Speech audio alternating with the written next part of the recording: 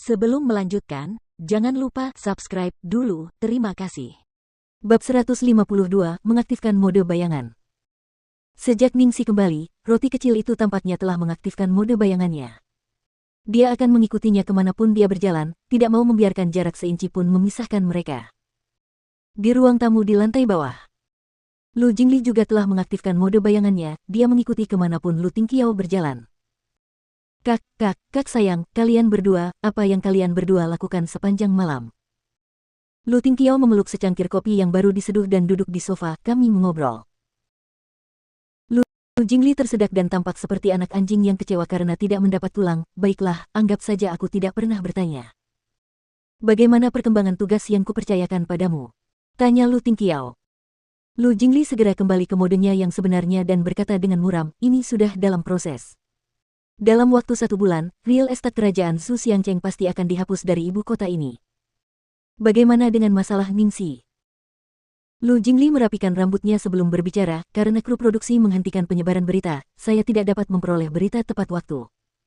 Untuk saat ini, orang yang mengatur seluruh rencana ini pasti tidak akan membiarkan berita itu diredam, jadi berita itu mulai menyebar di internet. Yang lebih buruk adalah bahwa direktur properti secara pribadi bersaksi dalam wawancaranya bahwa Ningxi lah yang telah menyuapnya untuk mengganti properti. Ini bukan hanya masalah opini publik sekarang. Jika Ning Xueluo mengajukan kasus, Ningxi bahkan mungkin akan dibawa oleh polisi untuk diselidiki. Aura ganas yang tak berujung muncul di wajah Lu Tingqiao. Tiba-tiba ia tampak seperti sedang duduk di singgasana Raja Iblis besar yang terbuat dari tulang, bukan sofa biasa. Mengucapkan setiap kata dengan jelas dengan nada dingin, aku ingin melihat siapa yang berani melakukannya.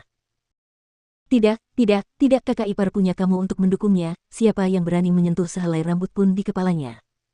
Lu Jingli buru-buru mencoba menenangkan amarahnya sebelum berkata dengan tegas, Kak, tenang saja. Aku sudah menyuruh seseorang untuk memasang penyadap dan kamera mata-mata di rumah direktur properti itu. Dia pasti akan mencoba menghubungi orang di balik semua ini dalam kurun waktu ini. Tidak perlu khawatir kita tidak akan bisa mendapatkan bukti apapun. Kita lihat saja siapa yang akan ditangkap pada akhirnya. Ketidakpuasan tampak di ekspresi Lu Tingqiao dan dia mengetuk meja samping dengan jarinya, tidak efisien. Lu Jingli tidak dapat menerima hal itu dan menggerutu, metode ini sangat bagus, bagaimana mungkin tidak efisien. Lu Tingqiao mengeluarkan pistol dari bawah dudukan televisi, lalu melemparkannya di depannya. Sudut mulut Lu Jingli berkedut, sial. Bukankah ini terlalu sederhana dan kejam? Tidak ada keterampilan dalam metode ini. Ketika keduanya tengah berbincang, terdengar suara langkah kaki dari atas mereka. Tanpa ada perubahan ekspresi, Lu Tingqiao meletakkan kembali pistolnya dan menatap dengan tatapan lembut ke arah pendatang baru itu, apakah harta karun kecil tertidur? Ya, akhirnya aku berhasil membuatnya tidur. Setelah menjawab, Ningxi buru-buru berkata dengan ekspresi cemas, Lu Tingqiao, aku ada urusan mendesak dan harus keluar sebentar.